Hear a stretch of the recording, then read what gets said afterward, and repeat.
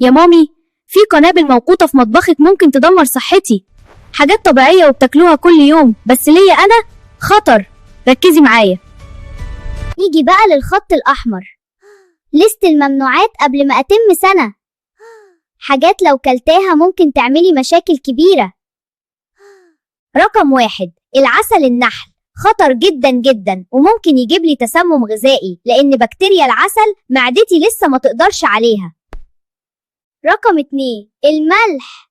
الكلى بتاعتي لسه صغنونة وما تقدرش تفلتر الملح، هتعملي لي لود على الكلى وتتعبيني. رقم 3، السكر. السكر بيضعف مناعتي وهيخليني أرفض الأكل الصحي بعدين. إحنا عايزين نأسس مش نبوظ. رقم 4، اللبن البقري أو الجاموسي كمشروب.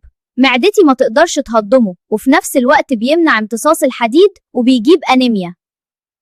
رقم 5، أي أكل مدور وصغير زي العنب السليم، المكسرات وهي كاملة، الفشار، عشان خاطر الشرقة والاختناق لا قدر الله.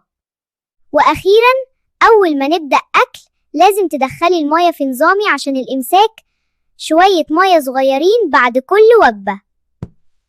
شير للفيديو عشان كل الأمهات تعرف، واكتبيلي لو كنتي عارفة الممنوعات دي ولا لأ.